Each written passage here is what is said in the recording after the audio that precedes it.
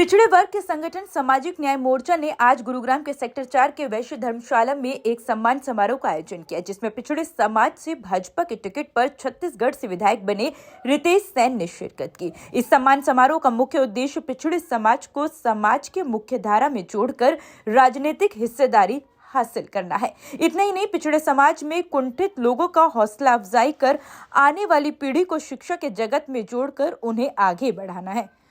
इस मौके पर सामाजिक न्याय मोर्चा के राष्ट्रीय अध्यक्ष रामकिशन सेन ने कहा कि अब तक पिछड़ा समाज सभी वर्गों का सम्मान करता आया है, जबकि अब सभी वर्गों को उचित सम्मान करने का समय आ गया है।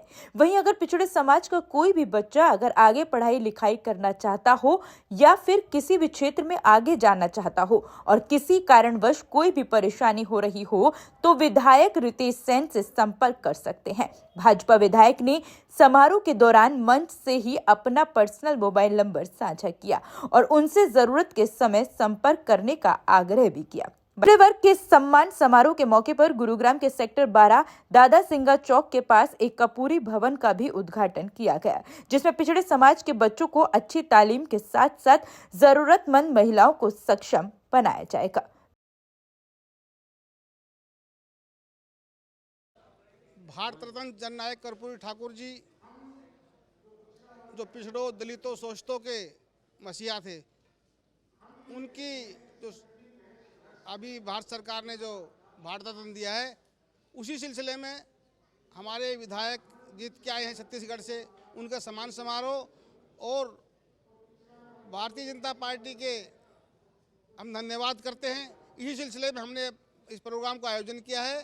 लेकिन हम मांग करते हैं कि सरकार सबसे पहले कर्पूरी फार्मूला लागू करे, जो पिछड़े और बिछड़े लोग हैं उनको समानता मिल सके। उसी सिलसिले में हम लोग इकट्ठे हुए हैं। हमारे यहाँ वरिष्ठ नेता चंद्रपाल सिंह जो बहुत वरिष्ठ नेता हैं पिछड़ों के, सुनीता शंकरराव जगताप जी जो महाराष्ट्र चल के आई हैं, हमारे छत्तीसगढ़ के विधायक रितेश सेन जी पधारे हैं। उसके अलावा पूर्व जज जय सिंह जांगड़ा जी, हम सब लोगों के स्वागत के लिए ये प्रोग्राम की स्थापना की है। हमने आज की कर्पूरी भवन का उद्घाटन करने के लिए ये प्रोग्राम रखा है और हमने सेक्टर 12 में कर्पूरी भवन बनाया है, उसका उद्घाटन भी हम करेंगे। कैसे बताएं? मेरा नाम चंद्रपाल सिंह है और मैं दिल्ली से आया हूँ। हमारा जो संगठन का भी और उसका जो मेन मकसद है, अभी पिछले 36 साल से हम लड़ाई लड़ रहे थे इस बात को कि भी कर्पूरी जी को भारत रत्न दिया जाए। तो इस बार केंद्र सरकार ने कर्पूरी जी को भारत रत्न दिया है, हम उनका भी धन्यवाद करते हैं। दूसरे जो भारत रत्न दिया गया है उसके साथ साथ जिस चीज़ के लिए कर्पूरी जी पूरे देश में विख्यात हैं, उन्होंने पिछड़ों को लेके एक फार्मूला बनाया था, कर्पूरी फार्मूला। हम चाहते हैं केंद्र सरकार से, हरियाणा सरकार से कि वो कर्पूरी फार्मूला लगाया जाए। मैं कर्पूरी फार्मूला के बारे में मोटा मोटी तौर पे आपको बता दूं। कर्पूरी जी का मानना ये था कि देश में दो तरह का पिछड़ा वर्ग है।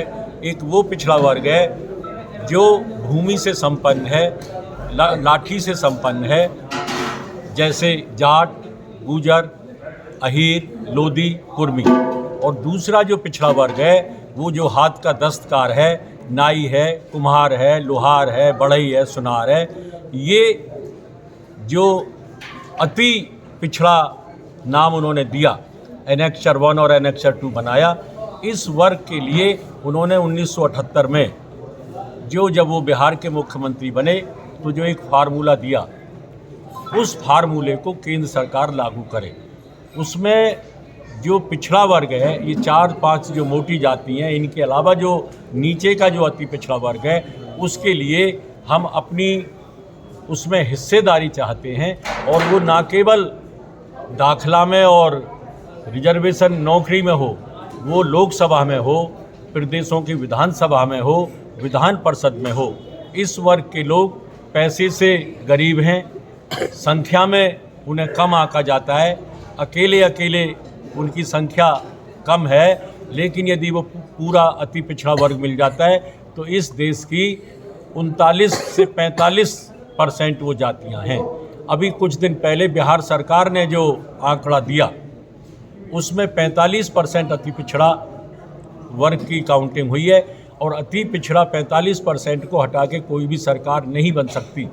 उसी वर्ग में जन जागृति का जो आंदोलन हमारे साथी रामकिशन सेन जी चला रहे हैं, हरियाणा में, उत्तर प्रदेश में हम चला रहे हैं, राजस्थान में दूसरे लोग चला रहे हैं। तो अति पिछड़े वर्ग को इकट्ठा करके जो कर्पूरी जी का सपना था इन सत्ता के नज़दीक